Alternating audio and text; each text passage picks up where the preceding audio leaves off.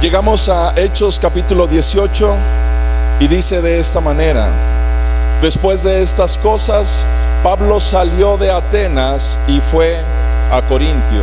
¿Recuerdan la semana pasada que estuvimos viendo que Pablo estuvo en Atenas? ¿Y cómo le fue en Atenas? ¿Le fue bien, mal o más o menos? Ni tan bien ni tan mal, ¿verdad? Gracias a Dios hubo gente que pudo conocer del mensaje, pero hubo gente también que obviamente no lo quería. ¿Recuerdan ustedes que estuvimos viendo acerca de la idolatría? ¿Recuerdan que estuvimos viendo acerca de cómo esta ciudad Atenas estaba llena de idolatría? Y Pablo estuvo predicando acerca de que esos eran tiempos de ignorancia, pero que ahora Dios quería ofrecer el perdón a todos aquellos que lo habían hecho de una manera en ignorancia, sin conocerlo. Entonces Pablo sale de Atenas, nos dice aquí en el capítulo 1, y ahora va a la ciudad de Corinto. Dice que una vez que llega a la ciudad de Corinto, dice que halló a un judío llamado Aquila. Él era natural de Ponto y recién venido de Italia con Priscila, su mujer. Por primera vez encontramos estos nombres de Priscila y Aquila. Aquila, ¿quién era? Bueno, era un nombre, ¿no? Y Priscila, bueno, ¿quién era el hombre y quién era la mujer? Aquila era el hombre y Priscila la mujer. Ok, ellos eran un matrimonio. Y no hay nada más increíble que cuando un matrimonio puede servirle a Dios, cuando juntos han aceptado a Jesús en su corazón y han decidido servirle a Dios con todo su corazón. No hay de verdad nada más increíble que caminar juntos con Dios. En ese sentido, yo les pregunto, ¿qué pasa cuando uno de los dos es cristiano y el otro no? Simplemente en cuestión a la educación de los hijos. Va a haber choque, porque tal vez uno se va a basar en la palabra de Dios y la otra persona va a decir, pero ¿y eso qué tiene de malo? ¿Y esto por qué no? ¿Y esto por qué sí? Y entonces empieza a haber mucho choque. Pero cuando un matrimonio decide caminar con Dios, tienen la bendición de conocer la palabra de Dios y de esa manera guiar y educar a los hijos, ¿va? Ahora, el único problema de es para los hijos, ¿va? Porque los hijos sí saben que son bien astutos. ¿A quién creen que van a buscar más? Al que le dé por su lado, ¿no? Pero si en este caso los dos son seguidores de la palabra de Dios, ¿a quién va a seguir más el hijo? No tiene para dónde hacerse. Priscila y Aquila es un matrimonio que aquí Pablo por primera vez se los va a encontrar en Corinto, y es un matrimonio de alguna manera muy saludable en relación a la palabra de Dios. Priscila y Aquila son dos personajes que nos regala la historia de la palabra de Dios y que nos enseña cómo los matrimonios, cuando deciden servir a Dios, pueden inclusive trabajar como misioneros en diferentes lugares o servir a Dios a través de su palabra en diferentes lugares. Nos dice que ellos habían salido de Italia. En Italia, se encontraba Roma, y en Roma ya había una iglesia cristiana. Todo pareciera indicar que ellos habían conocido del evangelio ahí en Roma. Pero ¿por qué ellos van a Corinto? ¿Por qué no están en Roma?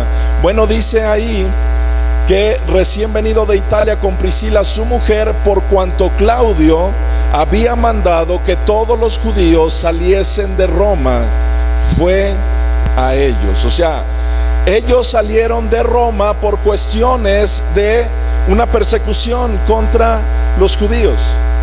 Pero ellos no eran cualquier judío, ellos eran cristianos, conocían la verdad. Entonces, dentro de eso que los expulsan, ellos llegan a Corinto. Y entonces Pablo va a ellos y dice, versículo 3, y como era del mismo oficio, ¿quién sabe a qué se dedicaba Pablo? ¿A qué se dedicaba Pablo? O sea, él se dedicaba a predicar, pero en cuestiones de poder hacer algo con sus manos o el oficio que él tenía, él era hacer casas, pero no era albañil. ¿De qué tipo de casas hacía? De tela, de cuero. Era la forma, él aprendía a hacer los cortes, los tejía, y era la forma en cómo se mantenía él vendiendo esas casas. Si ustedes recuerdan, hasta aquí hemos estado viendo que Pablo cada cuando predicaba o en dónde le gustaba predicar. En las sinagogas, y en las sinagogas cada cuando se juntaban. Los días sábado, ¿lo recuerdan? Era el día especial en el cual ellos se juntaban para predicar. Pablo le gustaba ir a predicar ahí en esos lugares porque iban a escuchar de Dios, y para Pablo era una excelente oportunidad para compartir el evangelio. Entre semana, de alguna manera, las oportunidades que él tenía de compartir lo hacía, pero de una manera sistemática era en las sinagogas, lo cual los siguientes días él lo utilizaba de alguna manera para hacer estas tiendas y poder de esa manera también sostenerse. Ahorita vamos a ver algo al respecto de esto. Pero bueno, dice versículo 3, y como era del mismo oficio, se quedó con ellos. Entonces él conoce a Priscila y Aquila. Pero Aquila, ¿a qué se dedicaba? Lo mismo que Priscila. Hacían lo mismo, se dedicaban a hacer tiendas. No solamente eran de la misma fe, sino que tenían el mismo oficio. Pablo entonces se queda con ellos como para estar charlando y al mismo tiempo platicando.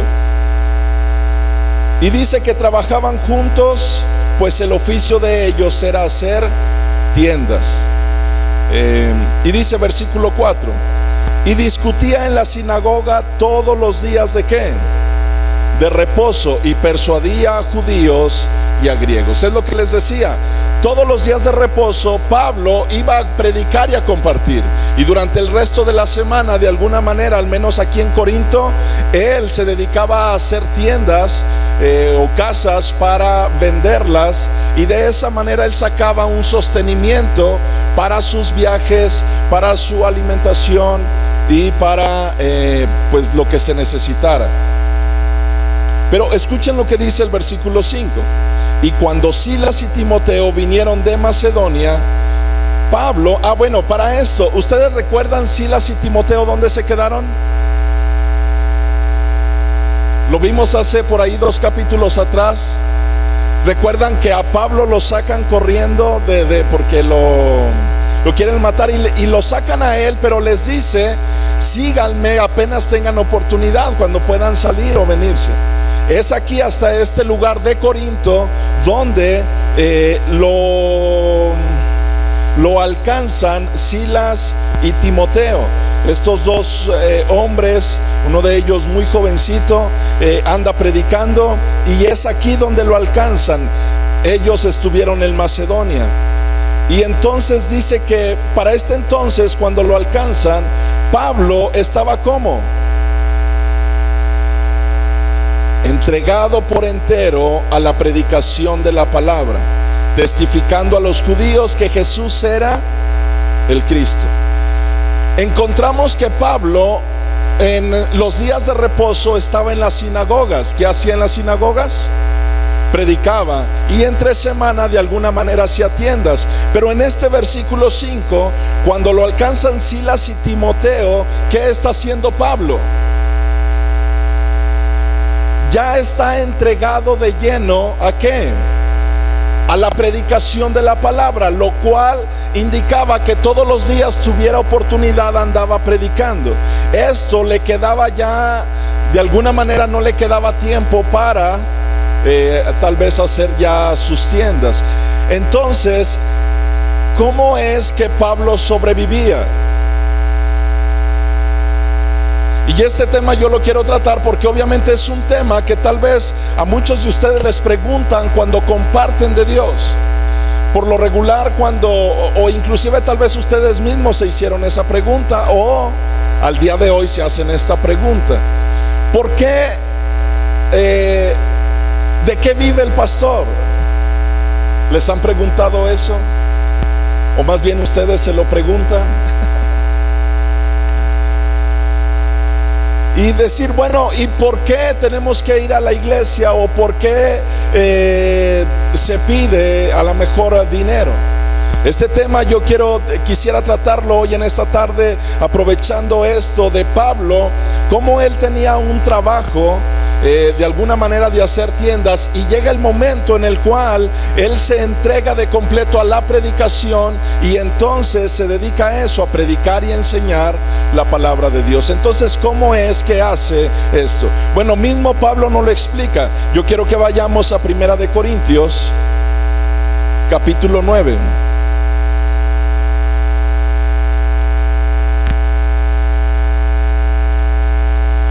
Precisamente él lo escribe a la iglesia de Corinto. Recuerden que él está en Corinto en este momento. Después, cuando deja establecida una iglesia en Corinto, Pablo después les manda una carta a la iglesia de Corinto hablando sobre este tema respecto al dar. Y en 1 de Corintios, en la primera carta que Pablo le manda a esta ciudad, en el capítulo 9, dice lo siguiente Pablo. ¿Me dicen cuando lo tengan? Muy bien. Pablo empieza haciéndole unas preguntas dentro de esta carta a la iglesia de Corinto. Les hace una pregunta porque Pablo, de alguna manera, como apóstol, como predicador, como pastor, ahorita vamos a ver que, por ejemplo, él ahí en Corinto fundó una iglesia, y el tiempo que le llevó fue aproximadamente 1 año y medio. Ahorita lo vamos a seguir viendo en el libro de Hechos, pero ahí en Corinto fue una de las etapas que más duró estando en ese lugar. Al levantar en la iglesia, lo que les dice es lo siguiente: 1 de Corintios capítulo 9 versículo 1. Pablo les hace una pregunta: ¿no soy apóstol? La pregunta, ¿cuál sería? La respuesta, ¿cuál sería? Vamos a suponer que Pablo, yo estoy leyendo la carta de Pablo y ustedes son la iglesia de Corinto, así que ustedes responden. Yo les pregunto, dice Pablo, ¿no soy apóstol? Debe de contestar la iglesia de Corinto. Entonces la respuesta es sí. Dice Pablo, ¿no soy libre? Pablo era libre, eso, muy bien. Dice, ¿no he visto a Jesús el Señor nuestro? ¿Dónde lo vio? ¿Cuando iba en un caballo? ¿Cómo? Vio una luz que lo resplandeció, y ahí lo vio y escuchó también a Jesús. Entonces les está haciendo preguntas como, en primer lugar, para testificar de su ministerio. Miren, esta es una parte bien importante y a veces no se enseña mucho dentro de la iglesia. Pero no todos los que se dicen ser apóstoles, no todos los que se dicen ser pastores, y no todos los que se dicen ser cristianos lo son. ¿Cómo saber cuando alguien tiene un llamado genuino? ¿Cómo saber que alguien de ustedes es de verdad cristiano? ¿Cómo saber que realmente yo soy pastor? Que ustedes puedan decir, realmente él es un pastor. Hay cosas obviamente que deben de verse de alguna manera en cuestión a nuestra vida, de qué es lo que somos. Y tal vez digamos que la respuesta más concreta y más genuina, y sin lugar a dudas, es cuando alguien está dispuesto a dar su vida por Jesús.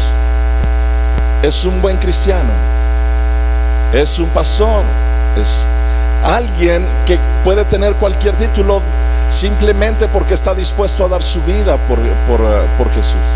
Dice Jesús, cuando él estaba enseñándole a la gente, que hay diferentes tipos de pastores, y hay un pastor que es asalariado, que eso significa que está por un salario, lo ve como un trabajo, y por lo tanto, como lo ve como un trabajo, no se siente comprometido con la gente.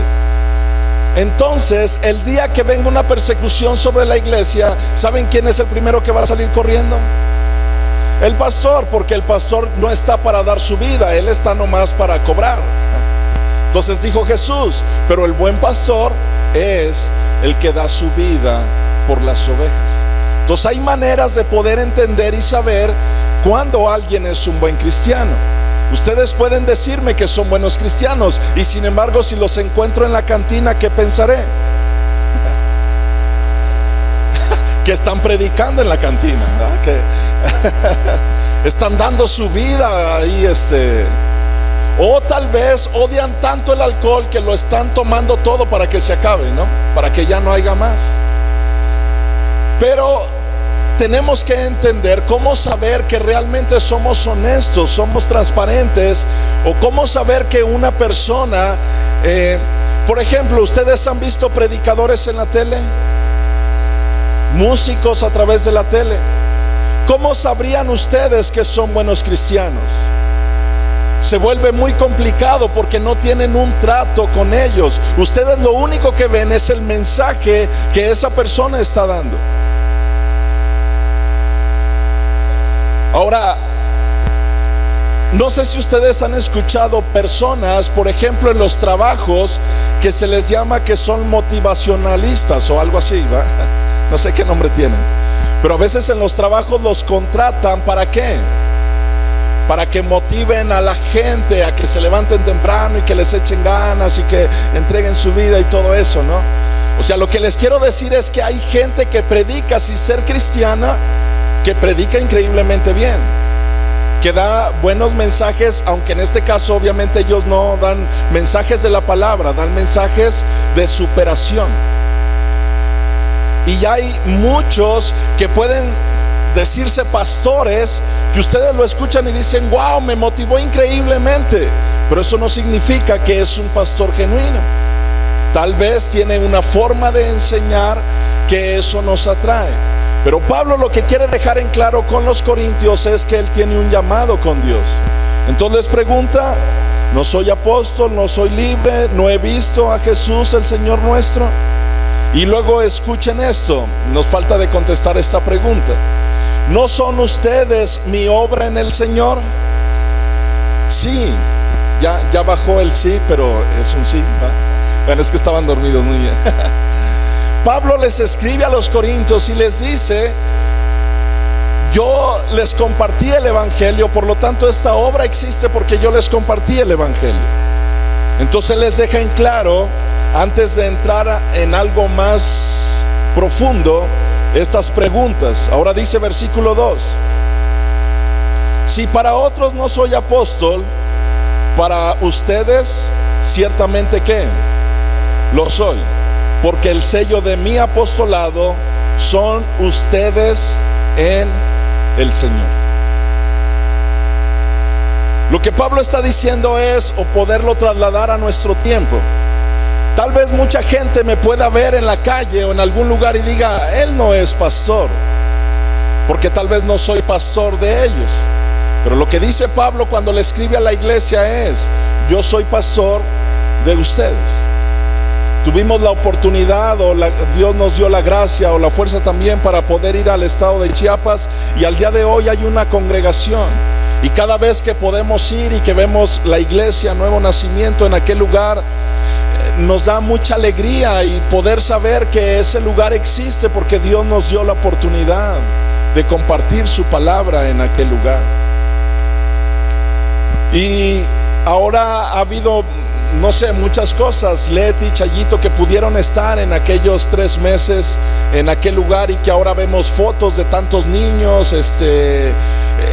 Se siente tan increíble el ver lo que Dios hace a través de los corazones que quieren servirle a Dios.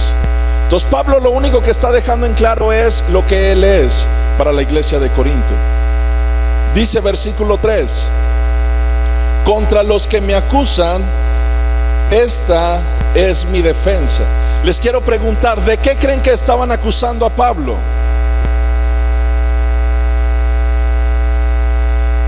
seguramente de si era genuino o no.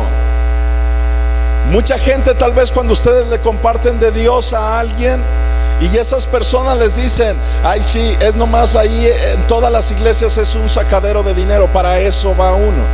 Ahorita yo quiero dejar algo en claro como pastores o como iglesia al respecto del dar. Pero antes de eso quiero que leamos a Pablo de qué es lo que él dice, porque estaba siendo acusado de todo este tipo de cosas. Entonces vamos a ver lo que dice Pablo.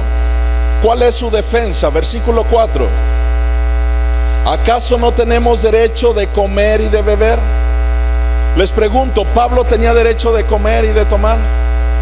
Sí, pues ¿qué persona no? Bueno, ¿quién sobrevive sin comida y sin bebida? Entonces Pablo lo primero que dice es: como ser humano tengo derecho a comer, ¿sí o no? Ok. ¿Ustedes tienen derecho a comer? ¿Sí? Muy bien. Versículo 5. Dice: no tenemos derecho de traer con nosotros una hermana por mujer, como también los otros apóstoles y los hermanos del Señor y Cefas. Fíjense lo que Pablo está diciendo. Esto, para los que no lo sabían, Pablo no traía mujer. ¿Por qué no traía mujer? Hay dos versiones al respecto de por qué Pablo no tenía mujer. Una, porque él lo menciona, él tenía el don de ¿qué? De continencia. Decía Mandy cuando estaba chiquito que él tenía el don de contingencia. Ese es otro. Pero el don de continencia es cuando como varón, o sea, de forma natural, no tienes una atracción, hablando de una relación sexual con el otro sexo. Y ese es un don que Dios solamente da. No es algo que tú digas: no, yo lo tengo. Dice la palabra de Dios que aún si tú sientes que te estás quemando, mejor que tienes que hacer, mejor que te cases, porque las relaciones sexuales fuera del matrimonio son pecado. Entonces dice: si tú sientes que te estás quemando, lo mejor, lo correcto delante de Dios es que te cases. Entonces Pablo está diciendo: nosotros no tenemos derecho, escuchen lo que él está hablando, de un derecho que le correspondía. ¿Cuál era ese derecho? De casarse. Entonces les digo que hay dos versiones que yo o más bien de los teólogos que he podido ver, mencionan dos versiones. Una es que nunca se casó, y la otra es que cuando Jesús se le apareció era viudo. O sea que en un tiempo atrás había estado casado y había enviudado. No podemos saber con certeza, porque al final de cuentas son solamente como teorías.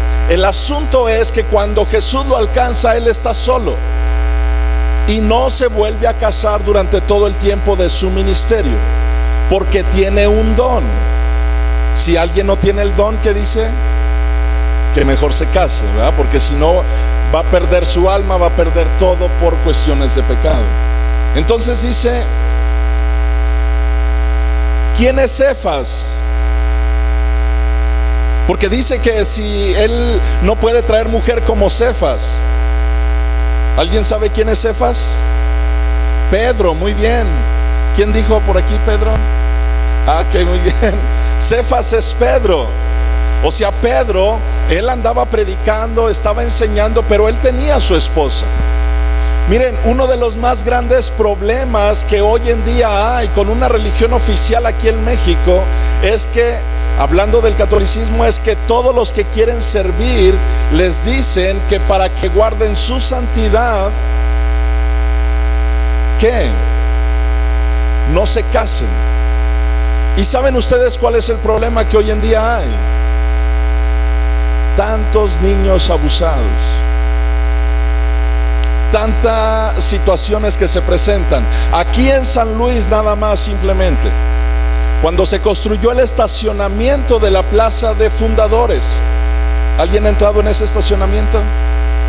Ok, yo no. Pero en ese estacionamiento, en la parte de abajo, cuando escarbaron para hacer, yo creo que todos aquí en San Luis sabemos que hay túneles que comunican, o cuando se construyeron las iglesias hay túneles que se comunican por la parte de abajo de San Luis. Inclusive al día de hoy creo que hay un tour en Semana Santa o en algún día de esos aquí en San Luis, donde allí en el centro les dan algún tour por esos túneles que existen en San Luis Potosí. El asunto es que cuando escarbaron allí en la parte de abajo, ¿alguien sabe, escuchó en las noticias qué fue lo que encontraron? Fetos. Como se comunicaban por la parte de abajo, los sacerdotes, los monjes, tenían relaciones sexuales con las monjas. Cuando ellas quedaban embarazadas, iban y abortaban en aquel lugar. Y eso fue parte de lo que se conoció en las noticias. ¿Han escuchado ustedes hablar acerca de esta teoría de que María fue siempre virgen? ¿Y por qué está esa teoría? Porque la creencia es que si no fue siempre virgen, entonces perdió ¿qué? Su santidad. Y la palabra de Dios nunca menciona que, bueno, les pregunto, ¿quién creó la sexualidad? Dios. Fue la forma que dejó normal de reproducirse del ser humano. La sexualidad no tiene nada de malo. Quien la ha distorsionado es el diablo. Está propagando las relaciones promiscuas antes de matrimonio, fuera de matrimonio, con otras personas. Pero Dios dejó la relación sexual, y con eso, haciéndolo conforme a la voluntad de Dios dentro del matrimonio, no existe ninguna pérdida de santidad de nadie que quiere servir a Dios. Es algo que Satanás ha distorsionado. Entonces Pablo lo único que dice, y lo vuelvo a decir en este punto, porque la creencia es que María fue siempre virgen. Bueno, este pasaje nos dice que no.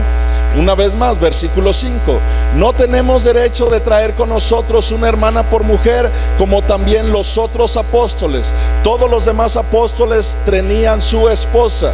Pero ¿quién es más? ¿Los hermanos de quién? Del Señor. O sea, ¿de quién está hablando? De Jesús. O sea, que Jesús, ¿qué tuvo? Hermanos, José y María, después el nacimiento de Jesús fue un milagro, porque siendo virgen María tuvo a Jesús. Una vez que nació Jesús, José y María vivieron una vida matrimonial normal, y eso no le quita santidad a María. María siguió viviendo en santidad, apartada para Dios. Pero la sexualidad, Satanás es el que la ha distorsionado y el que nos hace creer que eso es algo malo. Que ni siquiera lo menciones porque pierdes santidad. No, es malo cuando está fuera de la voluntad de Dios y de los planes de Dios.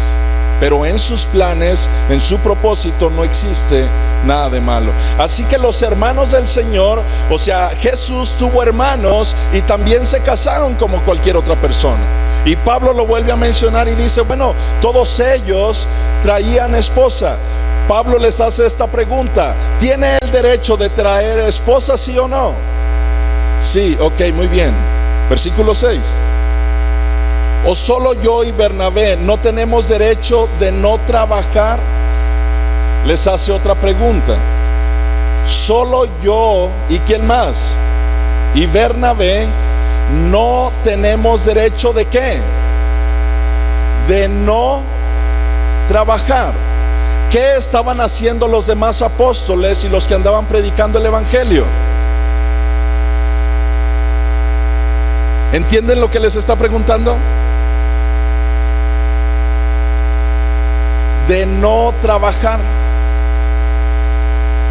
¿De qué está hablando Pablo? De que del cristianismo, desde que inició, hubo gente que no trabajaba de una manera, ¿cómo les diré? Como le llamamos secularmente.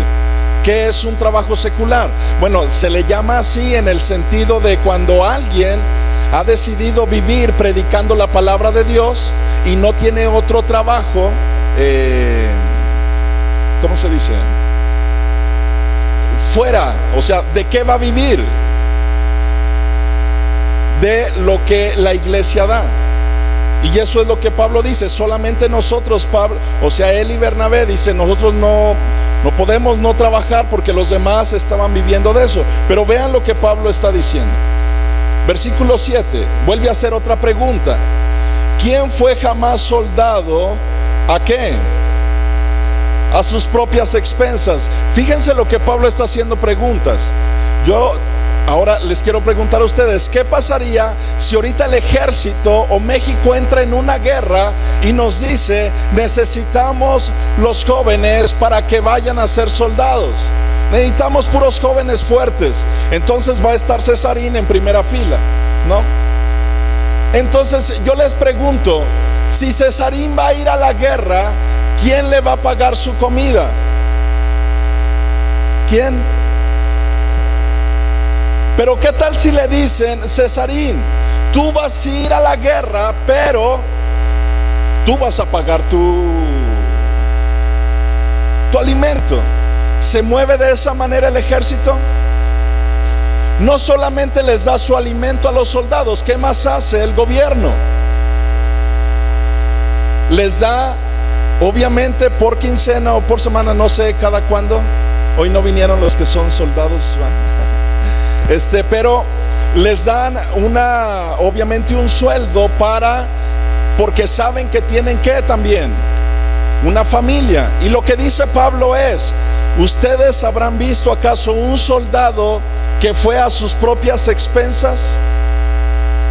Que diga, yo voy a ir a la guerra, pero yo voy a pagar todo, o sea, voy a defender a la patria y aparte voy a pagar mi alimento. Entonces, esto, bueno, espero que podamos entender lo que Pablo está diciendo.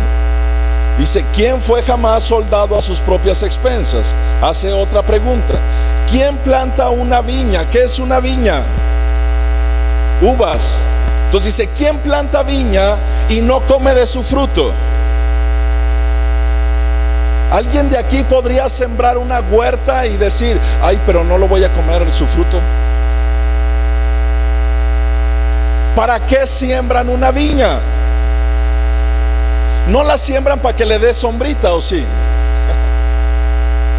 Tal vez les gustan tanto las uvas que están esperando a que dé uvas para poder comer del fruto de eso que sembraron.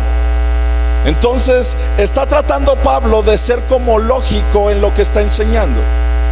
Hace otra pregunta. ¿O quién apacienta el rebaño y no toma de la leche del rebaño?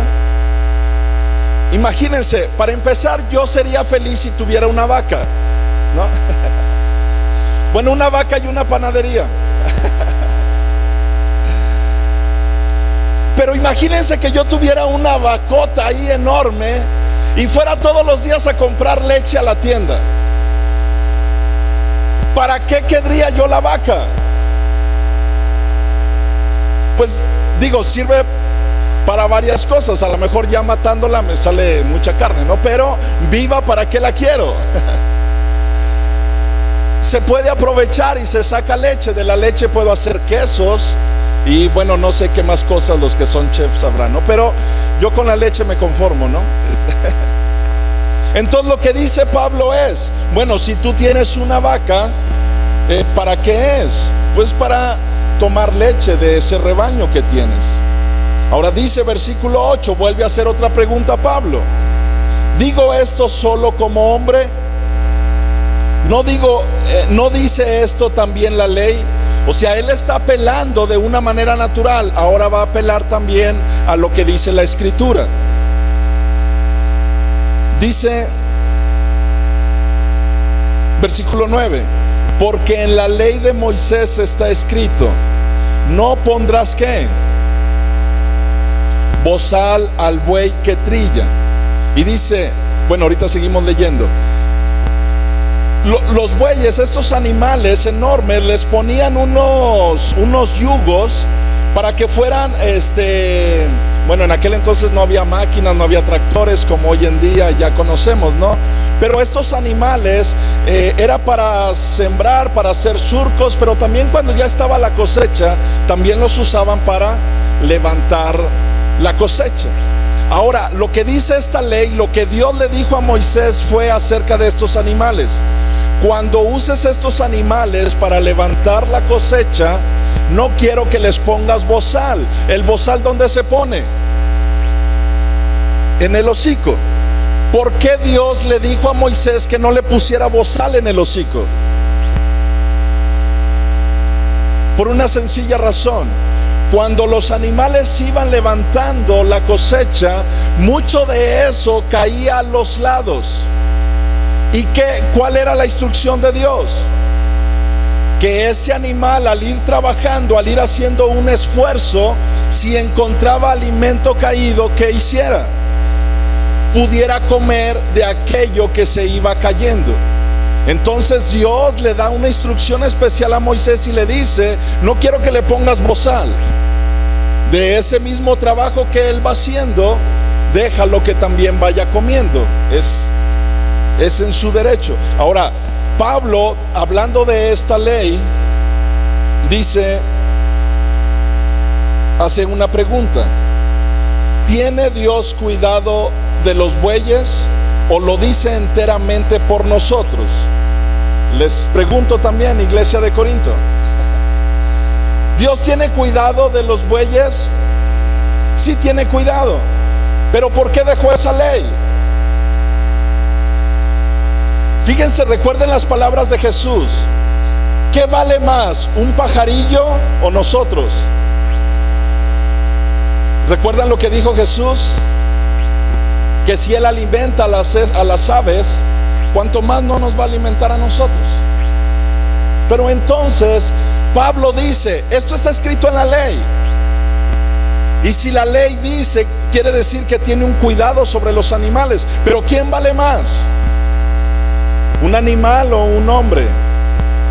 El hombre es su creación máxima de Dios. Entonces Pablo dice esto: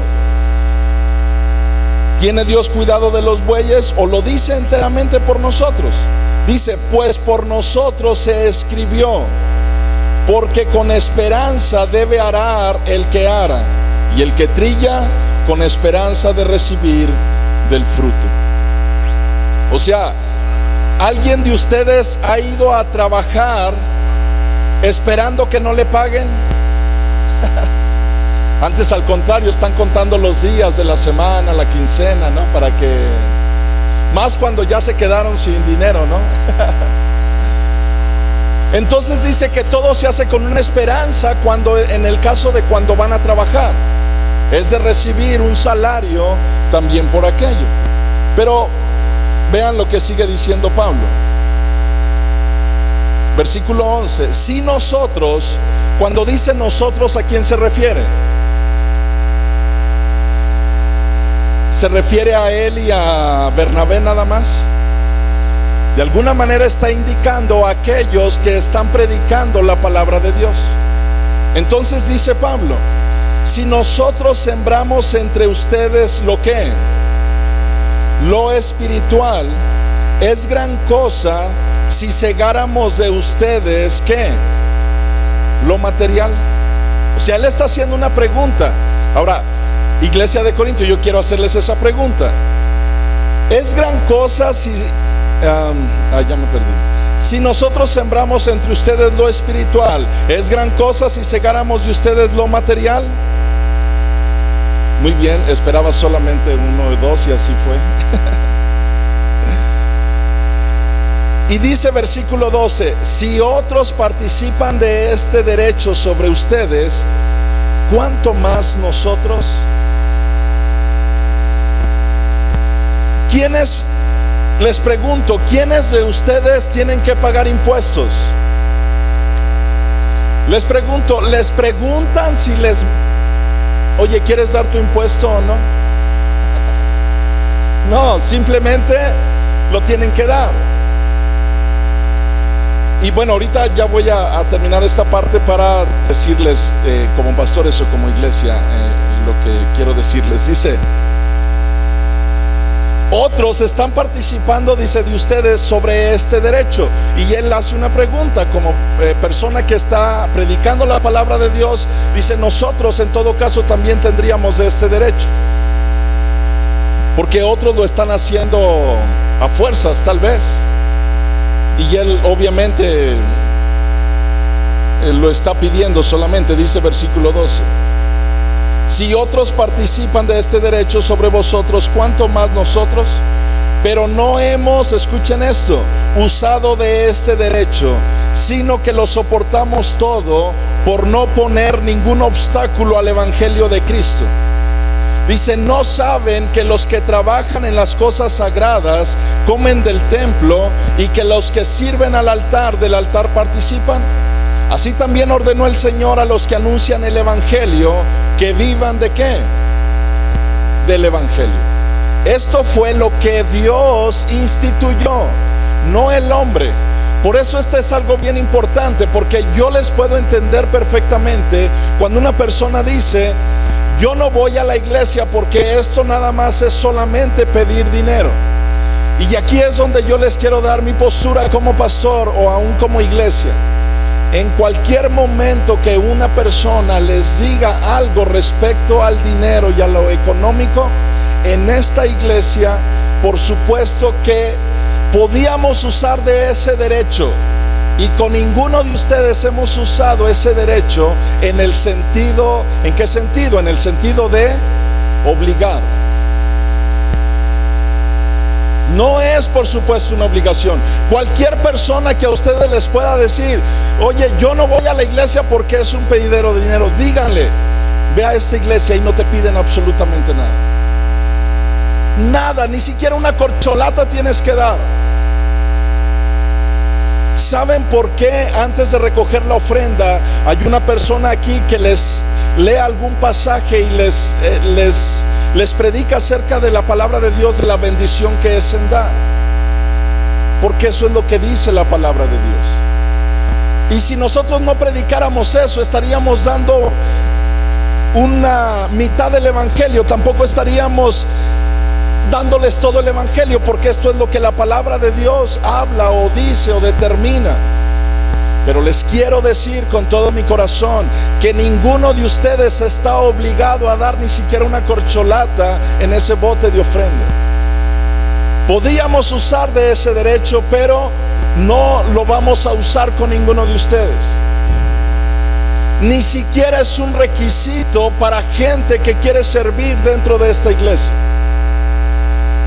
Y a lo mejor hasta podría dar ejemplos, pero ni siquiera es un requisito en esta iglesia de que si no diezmas no puedes servir. Y con esto tal vez cuando vean este video, tal vez voy a ser muy criticado por muchos pastores porque sé que es un principio, y cuando alguien no lo hace es un robo directamente a Dios. Pero eso lo hemos enseñado y eso lo hemos predicado, así que no es que no lo predique. Lo que yo les estoy diciendo es que Pablo estaba en el libro de Hechos enteramente ahora dedicado a predicar el evangelio, y lo que estaba sucediendo es que después le escribe una carta a la iglesia de Corinto y les dice que ellos, los predicadores, están sembrando lo espiritual en cada vida, pero que él no va a usar el derecho de estar pidiéndoles para que le den de comer. Seguramente cada predicador, cada pastor tendrá familia, tendrá formas que tendrá que sacar adelante a sus hijos. Pero escuchen esto: cuando Dios hace un llamado genuino a una persona, la persona no está por el dinero. Si a partir de la otra semana en el bote de la ofrenda no aparece más que una corcholata, o ni una corcholata, ¿va? Porque fue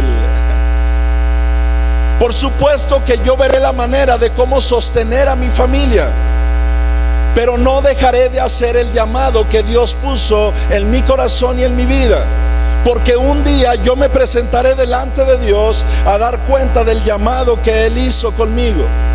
¿Y saben quién es el que sostiene a los que viven del evangelio?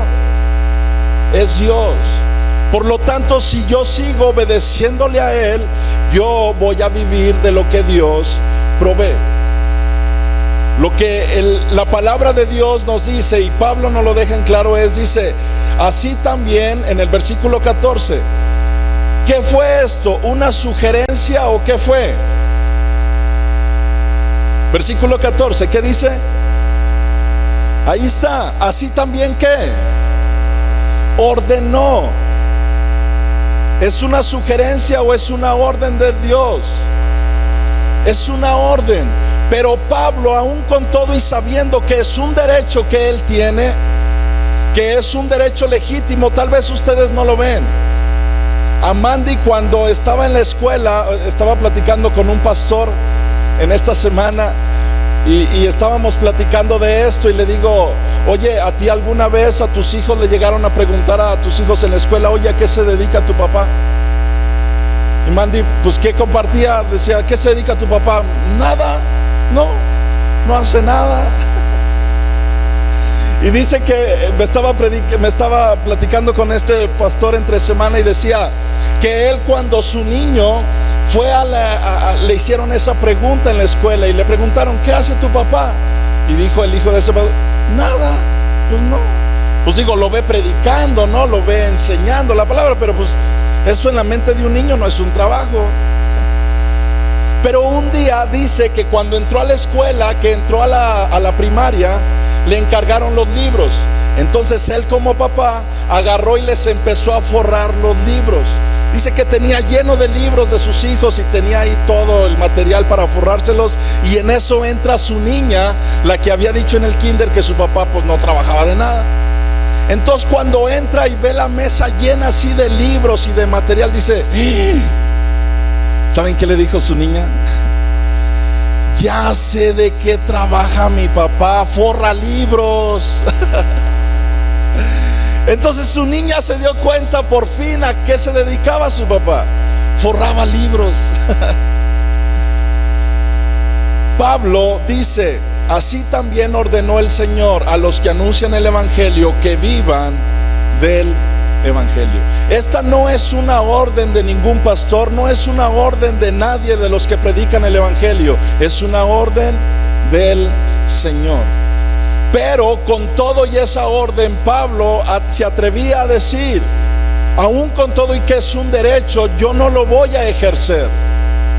Y con todo mi corazón se los digo como pastor: es un derecho que tenemos y no lo vamos a ejercer sobre ustedes. Cualquier persona puede venir a cualquier reunión todos los días de la semana, lo que sea, y no tiene que dar absolutamente ni un peso, porque el Evangelio no tiene nada que ver con como mucha gente lo ha vislumbrado. Porque en muchas ocasiones ha habido mucha gente que ha abusado de las personas. Les ha dicho que no, mira, si tú me das tu carro, Dios te va a dar dos, ¿va? Y ha habido tanto abuso en todas las áreas que mucha gente no quiere saber nada de Cristo. Ustedes, por supuesto, que pueden decirle a la iglesia donde yo voy: no tienes que dar absolutamente nada. ¿Saben qué? Eso tiene que nacer del corazón. Es de mucho más bendición para ustedes y a lo mejor para nosotros el saber que ustedes dieron un peso con una gran sonrisa en su rostro. ¿Han escuchado hablar del pasaje que dice que cuando nosotros demos, ¿cómo tenemos que dar? Con alegría del corazón. Entonces un día el papá le dio a su hijo, para que ahorita que Ari nos recordaba que le diéramos a nuestros hijos, va, para ir a ofrendar. Un papá agarró y le dijo a su hijo: mijo, ten estos 20 pesos. Cuando vayas allá arriba, quiero que los eches en la ofrenda. Da estos 20 pesos de ofrenda. Y como era un niño chiquito, le dijo: estos 5 pesos son tu domingo.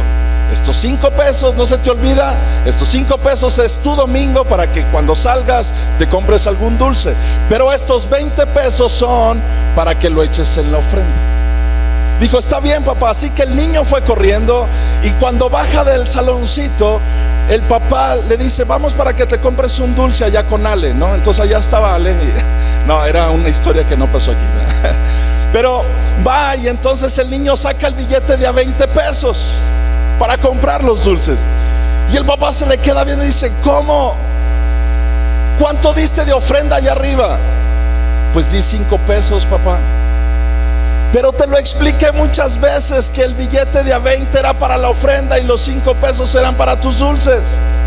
Dijo: papá, la maestra nos dijo que Dios ama al dador alegre. Y la verdad, yo iba a dar con más alegría los 5 pesos que los 20 pesos. Así que como Dios ama al dador alegre, pues mejor di con mucha alegría los 5 pesos. Y así Dios me ama. Espero que no hagan eso aquí con sus niños, eso. Pero debe de nacer del corazón. Si algo se va a dar, hagámoslo de corazón. No porque es obligación, no porque alguien nos dice, no porque vamos a seguir predicando la palabra de Dios. Haya o no haya fondos, tenemos un llamado de parte de Dios. Y eso era lo que Pablo enseñaba. Él tenía un llamado de parte de Dios y por eso lo hacía. No lo hacía por cuestiones económicas. Solamente hasta que tú empiezas a dar, te das cuenta de verdad de la provisión y la bendición que Dios tiene y el cuidado que tiene sobre nuestras vidas.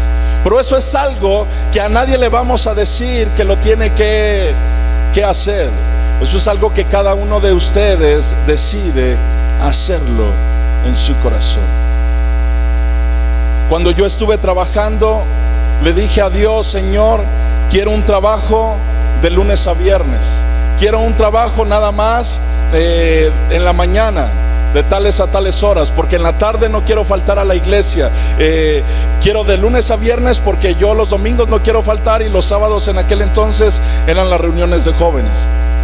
Y me acuerdo que cuando un día se los compartí a los jóvenes, me dijeron: estás loco, ¿quién te va a dar un trabajo así? A la siguiente semana tenía un trabajo así. Porque aparte le dije: quiero un trabajo bien pagado, Dios. Y gracias a Dios, Dios me dio un buen trabajo en aquel entonces como joven, y pude trabajar en ese tiempo. Pero dice la palabra de Dios: si tú eres fiel en lo poco, sobre mucho te pongo. Y desde entonces yo ni siquiera daba el 10%. Y no lo digo para que ustedes lo hagan ni que se escuche como presunción o algo, pero yo daba el 20% de lo que yo entraba. Estaba tan agradecido con Dios. ¿Saben cuál es el problema de nosotros? Que nosotros vemos al pastor o a las personas. Para mí no, nunca ha sido así. Yo siempre, mi mirada estaba puesta en Dios. Y yo le decía a Dios: Señor, es tanto lo que me das que el 10% es muy poquito, te voy a dar el 20%, Dios. Y con el 80% que me quedaba fácil tenía hasta para comprarle pañales a Cesarín, porque era un bebé en aquel entonces.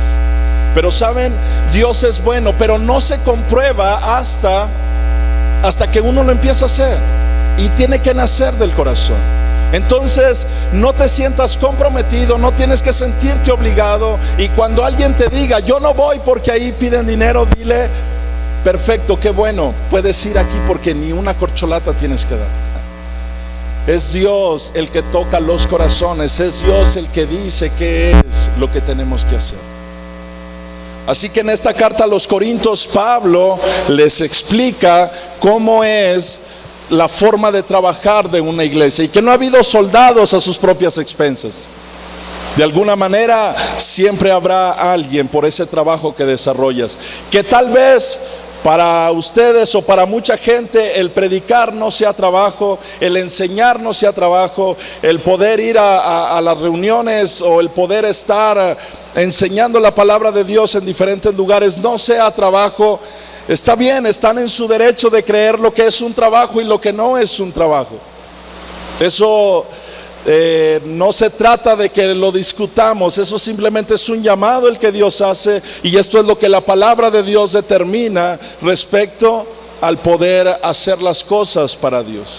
Y yo les entiendo perfectamente si ustedes agarran y piensan o dicen y piensan que no es ningún trabajo esto que se puede hacer.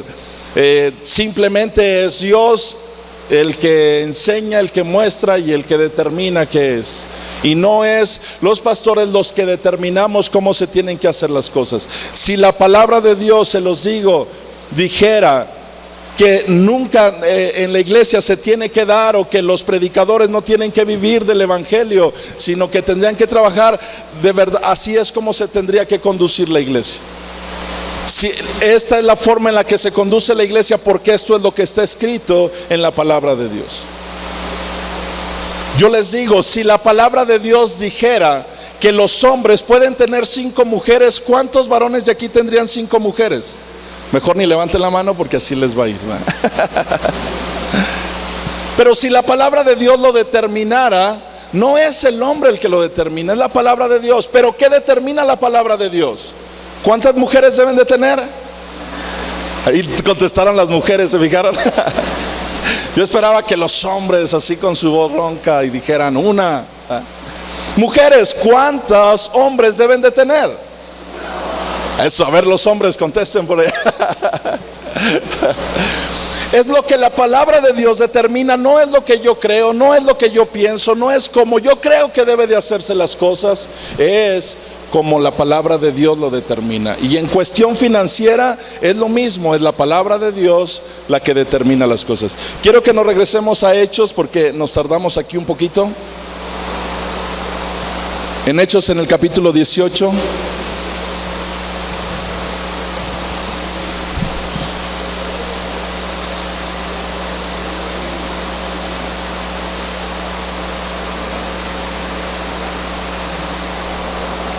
Nos quedamos en el versículo 5, donde dice que Pablo estaba entregado por entero a la predicación de la palabra. Aquí es donde nos detuvimos un poquito para explicar qué es que alguien esté de entero predicando la palabra de Dios, porque entonces ¿de qué va a vivir? Ya Pablo nos lo dejó en claro. ¿Y qué era lo que predicaba? Dice, testificando a los judíos que Jesús era el Cristo. Dice, pero oponiéndose y blasfemando estos, les dijo. Bueno, aquí hay algo bien importante que yo quiero decirles. Dice que les estaba testificando que Jesús era ¿quién? El Cristo, o sea, era el camino, era el Hijo de Dios, era Dios, el verbo que se hizo carne. Pero escuchen lo que dice el versículo 6. Pero oponiéndose y ¿qué? Blasfemando. ¿Qué es la palabra blasfemar? Es una palabra que se utiliza cuando alguien habla mal de Dios. Cuando alguien habla mal de Dios, se está blasfemando. Que ellos se oponían y blasfemaban. Pero ¿qué les predicaba Pablo? Que Jesús era el Cristo, era Dios. Entonces, este es un pasaje que nos deja en claro quién era Jesús. Porque él les predicaba de Jesús y los demás, ¿qué estaban haciendo? Estaban maldiciendo y hablando mal de Jesús. Al hacer eso, lo que dice Pablo es que estaban blasfemando. No entendían que Jesús era Dios. Tenemos que tener mucho cuidado, porque si no sabemos de lo que estamos hablando, es mejor no decir nada. Estos hombres les predicaban acerca de Jesús y ellos empezaban a blasfemar, empezaban a decir tontería y media contra Jesús, pero no entendían que eso era una blasfemia, porque Jesús es Dios. No estaban hablando de ningún hombre, estaban hablando del Creador de los cielos y de la tierra. Dice que entonces, pero oponiéndose y blasfemando esto, les dijo, sacudiéndose los vestidos: vuestra sangre sea sobre vuestra propia cabeza. Yo limpio, desde ahora me iré a los gentiles. Pablo determinó una cosa: no iba a volver a hablarles a los judíos, porque ellos, ¿saben cuál es el mayor problema del ser humano? Cuando creemos que ya lo conocemos todo. Oye, ¿por qué no te sientas? Mira, escucha al pastor. ¿Qué va a enseñar de nuevo? O sea, yo ya lo sé todo. Mejor si quiere que venga y me pregunte, ¿no? Algo, o sea. Los judíos, cuando escuchaban que Pablo, imagínense lo que no daría hoy cualquier iglesia por escuchar a Pablo predicar. Ellos tuvieron la oportunidad y en lugar de escucharlo, querían que se callara y lo querían correr. Y de hecho lo corrieron. Y Pablo dijo: ok, a partir de este momento yo me libro de la sangre de ustedes, porque ustedes son tan tercos, tan necios, lo creen saber todo, que no son capaces de escuchar un mensaje de salvación. Así que a partir de este momento yo quedo libre de la sangre de ustedes. ¿Saben lo que está diciendo Pablo? Que todos nosotros somos responsables de la sangre de la gente que nos rodea. Si tú y yo no compartimos a nuestra familia, si tú y yo no compartimos a la gente que está a nuestro alrededor, porque me da vergüenza, porque me da pena, un día te vas a enfrentar delante de Dios y va a decir: ¿qué conociste? Wow, Dios, te conocí a ti. ¿Y por qué si me conocías a mí no lo compartiste con los demás? Pablo tenía tanta carga por la gente que lo rodeaba, que no paraba de predicarles y de hablarles de Jesús. Y cuando eran ellos los que rechazaban, decía: muy bien, yo a partir de ahorita quedo libre de la sangre de ustedes. O sea, en otras palabras, Dios no le iba a demandar a él la vida de esas personas, porque él fue valiente y predicó. Cuando tú y yo no predicamos, no invitamos a nadie a la iglesia, no les decimos que vengan y conozcan a Dios, esa sangre puede ser sobre nosotros. Y es lo que Pablo está diciendo. Si realmente hemos conocido a Cristo, tenemos que ser radicales y demostrar que amamos a Dios, enseñándole a la gente el camino. Que mucha gente nos va a rechazar y no quiere nada, definitivamente eso será así. Pero eso no significa que todos nos van a rechazar. No es cierto. Así que dice versículo 7 que saliendo de ahí se fue a la casa de uno llamado Justo. Él era temeroso de Dios, la cual estaba junto a la sinagoga. Así que este hombre vivía junto a la sinagoga. Y dice que Crispo, el principal de la sinagoga, ¿qué pasó? Creyó en el Señor con toda su casa. Y muchos de los corintios, oyendo, creían y eran bautizados. Fíjese qué increíble. El responsable de la sinagoga se convirtió al cristianismo. Es como decir que el pastor se convirtió en católico, imagínense. O en testigo de Jehová, o en mormón. El encargado de la sinagoga había escuchado el mensaje de Cristo y él se convirtió al cristianismo. Y esto fue de gran impacto, porque era el encargado, era el que enseñaba, era el que dirigía.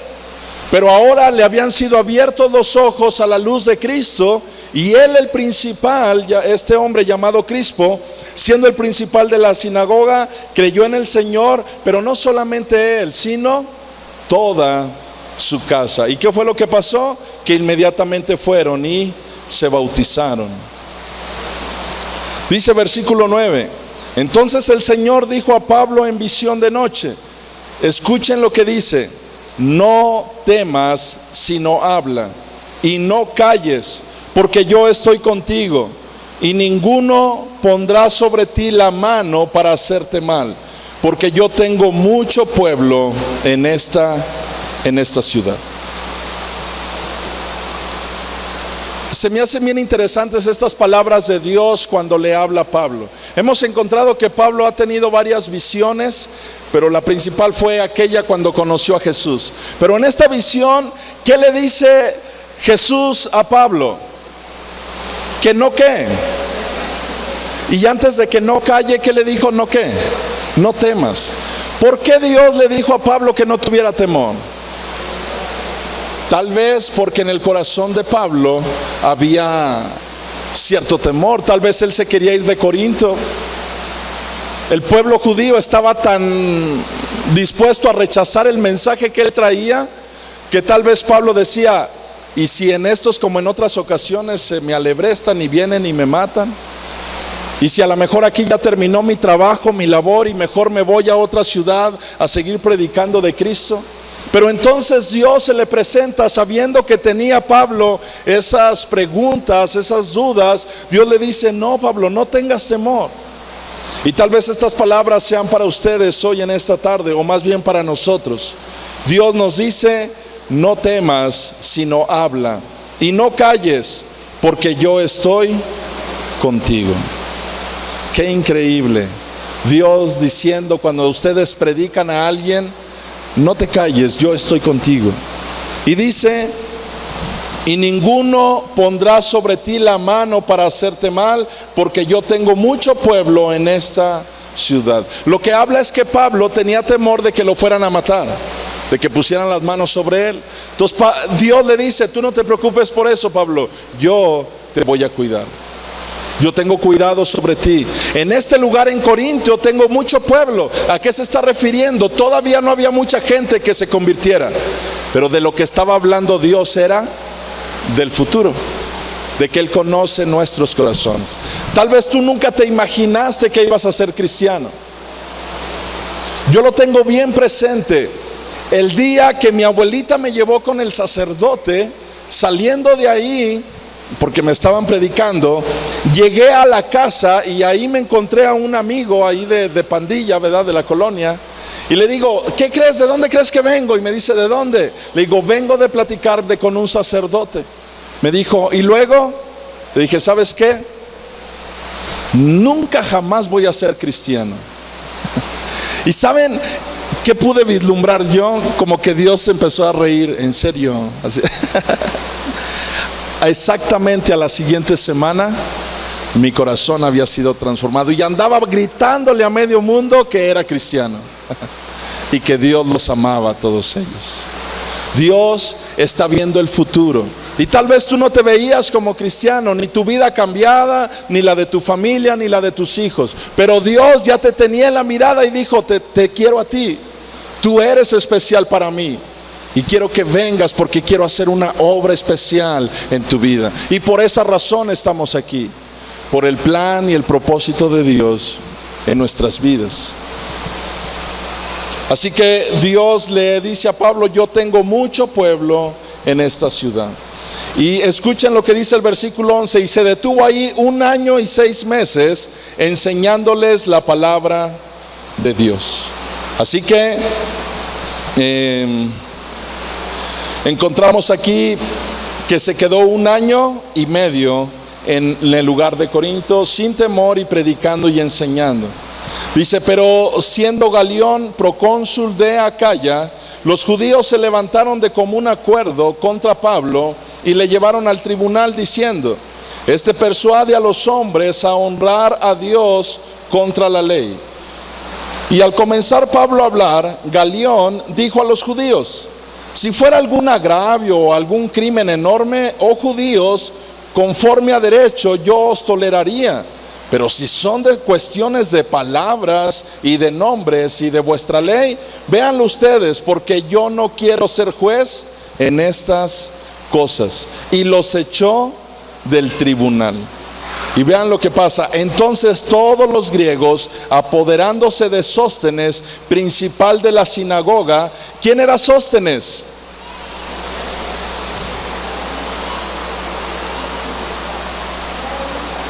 Ahora era el principal de la sinagoga, pero antiguamente ¿quién era el principal? ¿Quién? Crispo, que fue el que se convirtió. Entonces, al dejar su lugar vacante, la palabra de Dios nos dice quién tomó su lugar, y fue un hombre llamado Sóstenes. Bueno, estaban tan enojados estas personas. Dice que versículo 17, entonces todos los griegos apoderándose de Sóstenes, principal de la sinagoga, le golpeaban delante del tribunal, pero a Galión nada se le daba de ello. O sea, a él le valía, ya hagan lo que quieran, ¿va? Pero Galión, él decía, yo no voy a ser un juez de cosas como esas, de creencias y de nada de eso. Ese ya es un asunto de ustedes. Y dice versículo 18, mas Pablo, habiéndose detenido aún muchos días ahí, después se despidió de los hermanos y navegó a Siria. Así que fueron 1 año 6 meses y luego parte hacia Siria. Dice, y con él ¿quién se fue? Priscila y Aquila, este matrimonio que estaba dispuesto a hacer lo que fuera por amar a Dios. Así que hoy les quiero decir a aquellos que son matrimonios y que tienen ganas de servir a Dios, se puede. se puede servir a Dios en cualquier lugar y en cualquier área. Sucede algo bien curioso. No lo vamos a ver ahorita por cuestión de tiempo, porque hay otro pequeño detalle que quiero ver ahorita. Pero curiosamente Priscila se menciona más que su esposo. Es bien curioso, pero todo pareciera indicar que tal vez Priscila como mujer era más apasionada hacia las cosas de Dios. Pero aún dentro de todo eso, Aquila también lo era. Y tal vez es más mencionada Priscila en los relatos más adelante, pero los dos andaban sirviendo a Dios. Tal vez Pablo menciona más a Priscila porque tal vez era como no sé, algo en ella era ese no sé qué que tienen las mujeres a la hora de servir a Dios, ¿no? Que nada les detiene. Y con esto nos indica que siempre en las iglesias tal vez hay más mujeres, pero cuando está esa pasión, hombres, sirvamos a Dios. No dejen solas a sus mujeres. Un día estaremos delante de Dios y nos daremos cuenta de cómo era importante haber servido a ese Dios tan grande y tan enorme. Tal vez en este momento tú puedas decir, no sé de qué hablas, no conozco ese Dios, no sé de qué hablas, pero un día lo verán. Y tal vez para las mujeres tal vez son más sensibles hacia las cosas de Dios, pero varones, en esta tarde yo les digo de verdad, sirvan como familia, como matrimonio, al único Dios vivo y verdadero. No se van a arrepentir. Dios estará con ustedes.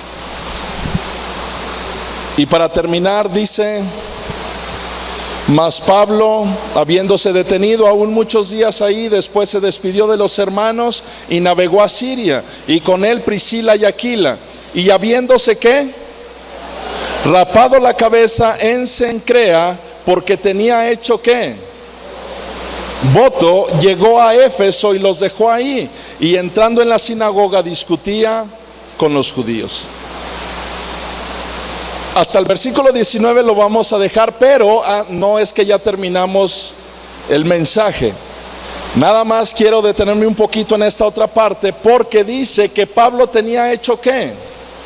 Voto. ¿Ese voto qué significaba? ¿Qué hizo Pablo? Se rapó la cabeza. ¿Qué es que se rapó la cabeza? ¿Alguien ha escuchado hablar de alguien que se haya rapado la cabeza? Una cosa es que se nos caiga el cabello, pero ¿cuál es que alguien se lo rape? Y que se lo rape así a coco. ¿De qué está hablando? ¿De qué voto está hablando que Pablo hacía? Miren, esto es algo bien curioso, pero Pablo lo hizo ya estando en la gracia. Pero recuerden que Pablo era ¿qué? Era judío. Él tenía todas las enseñanzas del Antiguo Testamento. Y al tener un voto, miren, había un voto que se llamaba nazareo. No era nazareno, porque mucha gente confunde esto. Nazareo era un voto que hacían en la antigüedad. ¿Y quiénes lo hacían? Gente que se comprometía con Dios por cuestiones de que Dios había hecho algo en sus vidas un determinado tiempo.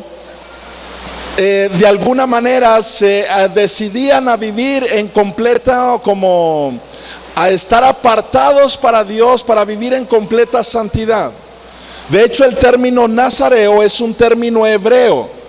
El término hebreo de nazareo literalmente significa dedicación mediante separación. Una dedicación a Dios mediante una separación de mi vida del pecado.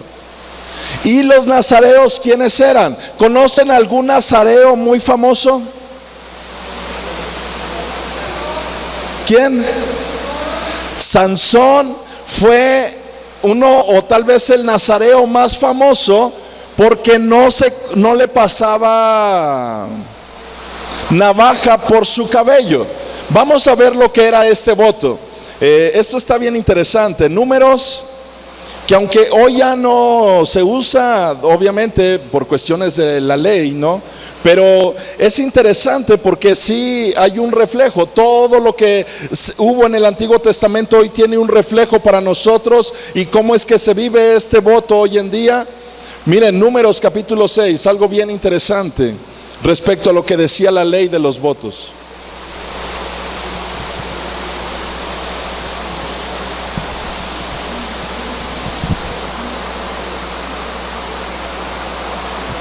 Números capítulo 6, ¿lo tienen? Muy bien.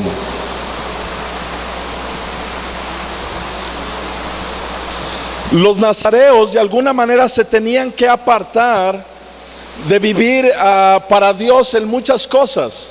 O sea, su vida tenía que ser apartada de tal manera en santidad que se abstenían de muchas cosas. Por ejemplo, podremos hablar de cosas que todos lo podemos entender. ¿Ustedes creen que podrían tomar vino? No, pero no solamente no podían tomar vino. ¿Saben qué más no podían tomar o comer? La uva. Como de la uva se hacía el vino, alguien que hacía un voto nazareo no podía ni comerse una uva pasa. Que digan, esta ya se arrugó, no, ya es una uva pasa. No. Bueno, esta uva está fresca, esta sí me la puedo comer. No. Alguien que había decidido vivir apartado para Dios. Es más, si ahorita muchos se dan golpes en el pecho, ¿por qué no? ¿Cómo que vino no? Cerveza, aunque sea nomás una. No, imagínense que en ese caso ni siquiera una uva se podían comer alguien que hacía un pacto de nazareo con Dios. Vamos a verlo, Números capítulo 6, versículo 1. Habló Jehová a Moisés diciendo: habla a los hijos de Israel y diles: el hombre o la mujer que se apartare haciendo voto de nazareo. ¿Quién podía hacer este voto? El hombre o la mujer, cualquiera de los dos. Dice, ¿para dedicarse a quién? Este voto era decir: Dios, yo me quiero consagrar definitivamente a ti. Y dice, se abstendrá de vino y de qué más. Nada de que no, pues es que es mi 15 años, mi boda, y pues un brindis y que nada. Dice, se tendrá que abstener de vino, de sidra, no beberá vinagre tampoco de vino, ni vinagre de sidra, ni beberá ningún licor de qué, de uvas, ni tampoco comerá uvas frescas ni secas. De ninguna clase de uva podías comer. Era tu vida tan apartada para Dios que la consagrabas en todo sentido. Dice versículo 4: todo el tiempo de su nazareato, de todo lo que se hace de la vid, desde los granillos hasta el ollejo, no comerá. Ahora dice, durante su tiempo de nazareato. Esto significaba que ellos hacían un voto a Dios, pero duraba un tiempo. Esto era el tiempo que ellos decidían. Lo que habla es que Pablo había hecho un voto, y por eso es que cuando ya él va a partir, se corta el cabello, porque dice que había hecho voto. ¿De qué voto se refiere? A este voto. Todo parece indicar que Pablo estaba tan agradecido con Dios por los capítulos anteriores donde vimos que había sido salvada su alma, que él se comprometió con Dios aún a hacer este voto del Antiguo Testamento, este voto del Antiguo Pacto. Y duraba, una vez que terminaba el voto, lo que tenían que hacer era cortarse el cabello y llevarlo como ofrenda a Dios. Dice en el versículo, vamos al 18, pueden ahí seguir leyendo en su casa, pero en el 18 dice: entonces el nazareo raerá a la puerta del tabernáculo de reunión su cabeza consagrada, y tomará los cabellos de su cabeza consagrada y los pondrá sobre el fuego que está debajo de la ofrenda de paz. Esto fue lo que hizo Pablo. Él agarró su cabello y los llevó al templo, como haciendo todo esto que en la ley estaba escrito. Pero esto es nada más para que entiendan de qué voto está hablando y qué voto había hecho Pablo. Esto estaba en el antiguo pacto, para que ahora no vayan a llegar aquí con su cabello todos rapados y decir: pastor, aquí está, ¿dónde lo quemamos? ¿Va? Eso era en el antiguo pacto, y ahorita voy a explicar cómo es ahora en nuestro tiempo. Dice: tomará los cabellos, versículo 19. Después tomará el sacerdote la espaldilla cocida del carnero, una torta sin levadura del canastillo y un hojaldre sin levadura, y los pondrá sobre las manos del nazareo, después que fuere raída su cabeza, consagrada. El sacerdote mecerá aquello como ofrenda mecida delante de Jehová. ¿Saben por qué le llaman ofrenda mecida? Porque la mecían. Exactamente, aunque suene curioso, pero sí, se llamaba como una ofrenda mecida porque la mecían antes de ofrecerla. Dice: el sacerdote mecerá aquello como ofrenda mecida delante de Jehová, lo cual será cosa santa del sacerdote. Además del pecho mecido y de la espaldilla separada, después el nazareo podrá ¿qué? Beber vino. Y aquí es donde muchos gritan amén, aleluya, gloria a Dios.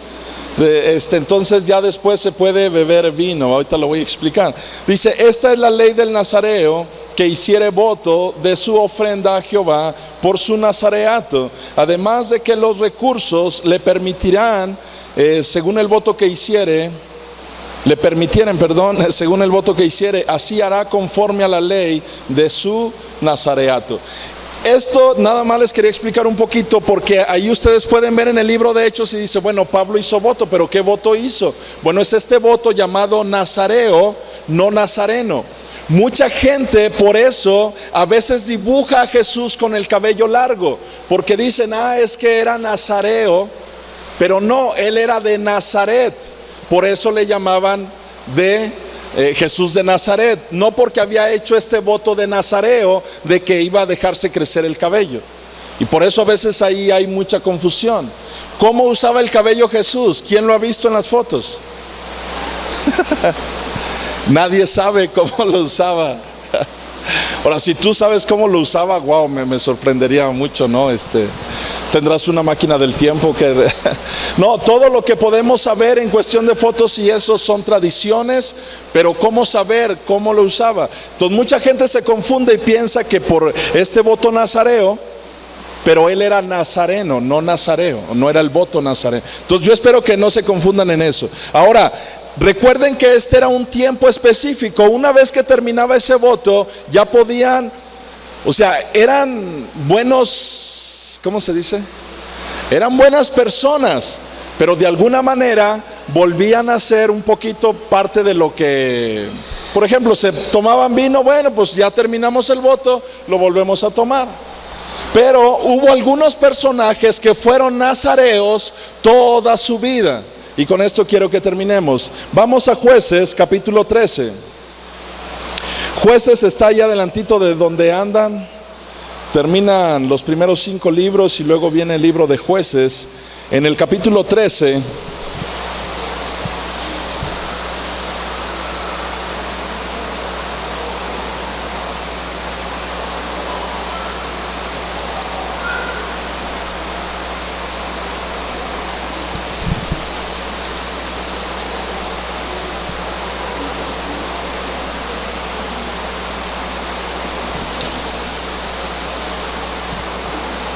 De hecho, este libro se llama Jueces porque la nación de Israel empezó a tener jueces que dirigían a la nación. Sansón llegó a ser un juez y digamos que fue de los jueces más conocidos por lo que sucedía. ¿Por qué fue muy conocido? Por la superfuerza que tenía, ¿no? Entonces, pues todo mundo ¿a quién no le gustan los superhéroes? ¿Alguna vez soñaron con tener una fuerza descomunal o poder volar? Algunas mujeres traen hasta aquí de la Mujer Maravilla, ahorita veo que, no. Pero todos de alguna manera, todos han querido ser así como superhéroes. Bueno, tal vez por eso Sansón llama tanto la atención en este libro de Jueces, capítulo 13. versículo 5. Se le aparece un ángel. ¿Quién se acuerda cómo se llamaba el papá de Sansón? ¿Cómo? Manoa, el papá de Sansón. Se le aparece un ángel y escuchan lo que le dice, versículo 5. Pues he aquí que concebirás y darás a luz un hijo. Fíjense que esto es curioso, pero hasta suena un poquito lo que el ángel le dijo a María. Pero entonces le dice este ángel: he aquí que concebirás y darás a luz un hijo. Y escuchen esto: y navaja no pasará sobre su cabeza, porque el niño será ¿qué? Nazareo a Dios desde su nacimiento, y él comenzará a salvar a Israel de mano de los filisteos. Quiero que entiendan esto, y por eso es que los traje hasta aquí. Porque cuando una persona se consagra para Dios, ¿sabes lo que Dios hace con tu vida? Ayuda a que mucha gente, Dios te da una gracia para que tú puedas salvar a más gente. Nosotros decimos: bueno, Dios, si me aparto para ti, ¿me vas a dar una super fuerza? No, en su tiempo Dios tiene una forma de obrar. En nuestro tiempo Dios nos da una super fuerza espiritual para poder predicar y enseñarle a la gente.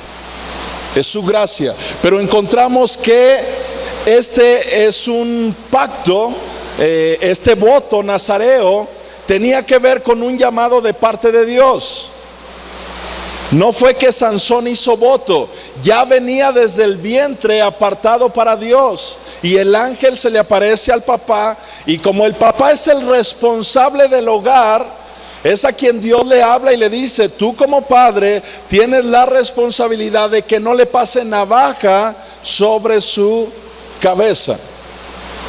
Y al hacerlo así, Manoa estaba haciendo un compromiso con Dios de consagrar ese pequeñito a Dios. Y así lo hizo. Ya todos sabrán cuál fue el error que cometió Sansón. ¿Cuál fue su debilidad?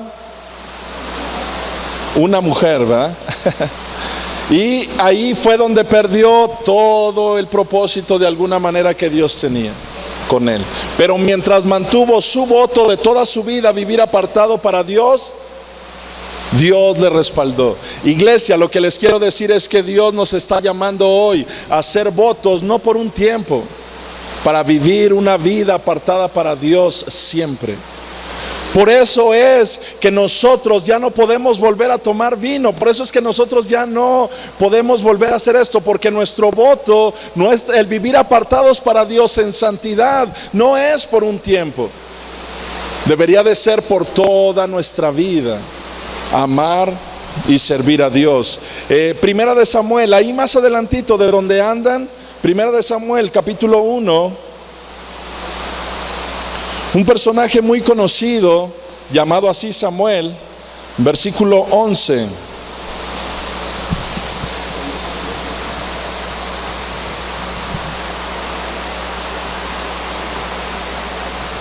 Tal vez muchos de ustedes no sabían esto o no lo habían escuchado. Tal vez muchos han escuchado hablar de la vida de Samuel, pero no sabían que Samuel tenía un voto igual que el de Sansón. Primera de Samuel, capítulo 1, versículo 11. ¿Cómo se llamaba la mamá de Samuel? Ana, muy bien, ese sí ya lo tenían más presente, ¿verdad? Dice, ahora es la mamá que hace un compromiso con Dios. Y dice, 1:11, e hizo voto diciendo: Jehová de los ejércitos, si te dignares a mirar a la aflicción de tu sierva, y te acordares de mí, y no te olvidares de tu sierva, sino que dieres a tu sierva un hijo varón, escuchen esto, yo lo dedicaré a Jehová todos los días de su vida, y no pasará navaja sobre su cabeza. El voto nazareo. Samuel, todo el tiempo de su vida no le pasaron navaja. Fue tan increíble la vida de Samuel, uno de los grandes profetas que han existido. La verdad, si cuando pueda estar en el cielo, yo quiero conocer a Samuel, ¿va? Quiero decirle a Dios una platicadita con Samuel, ¿no? Dice que fue tan increíble su vida que no dejó caer a tierra ninguna de las palabras. Fue un hombre totalmente consagrado a Dios, que vivió para Dios. Y al menos de los que hicieron este voto, encontramos que Sansón llevó un tiempo en el que se equivocó. Muchos de los hombres que llegaron a consagrarse para Dios, hubo momentos en su vida de debilidad que los hicieron venir para abajo. En Samuel no lo vas a encontrar en su vida. No encontrarás un momento en su vida en el cual él se vino para abajo. Samuel, un hombre que se mantuvo fiel y firme hasta el día de su muerte, comprometido con Dios con todo su corazón. Eso es lo que Dios está buscando hoy. Hombres y mujeres comprometidas con Él. A veces tú y yo estamos tan comprometidos con el mundo de que, ay no, ¿qué va a decir mi amigo? Ay no, ¿cómo le predico si se va a enojar? ¿Y qué tal si me deja de hablar? ¿Y qué tal si pierdo a mi familia? ¿Y qué tal si esto, aquello? Nos hemos amoldado tanto al mundo que queremos hacer lo que el mundo dice. Pero lo que Dios está buscando en este tiempo no es gente que haga este tipo de votos, sino una vida consagrada para Dios hasta el día que Él nos llame. Y por último, quiero que vayamos a Lucas capítulo 1 y con esto terminamos. Lucas capítulo 1, que tal vez tampoco lo habías escuchado.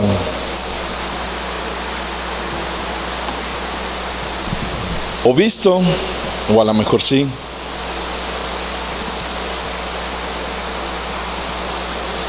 ¿Recuerdan quién fue primo de Jesús? Juan el Bautista. Y hay una promesa para él, para Juan el Bautista. Lucas 1:13. Le habla al padre de Juan el Bautista. ¿Cómo se llamaba el papá? Zacarías, muy bien. Dice versículo 13, pero el ángel le dijo, ¿ya están todos ahí? Lucas 1:13, pero el ángel le dijo, Zacarías, no temas porque tu oración ha sido oída y tu mujer Elizabeth te dará a luz un hijo y llamarás su nombre Juan. Y tendrás gozo y alegría. ¿A cuántos no les da gozo y alegría el día que nació su hijo? ¿Y a cuántos ya se les fue el gozo y la alegría? Bueno, yo espero que no se haya ido y todavía permanezca, ¿va? Pero le dijo, tendrás gozo y alegría y muchos se regocijarán de su nacimiento. Escuchen esto, porque será grande delante de Dios. No beberá ¿qué? Vino ni sidra, y será lleno del Espíritu Santo aún desde el vientre de su madre. ¿Quiénes eran los que no bebían vino ni sidra? Los que hacían el voto nazareo. Mucha gente puede decir, ¿por qué Lucas, si está haciendo ese voto en Juan el Bautista, por qué no dice que no iba a beber vino ni sidra, pero también no iba a pasar navaja? ¿Quién fue el escritor de Lucas? Justo el escritor que estamos viendo también del libro de Hechos. ¿Y saben a quién va dirigida la carta de Lucas y el libro de Hechos?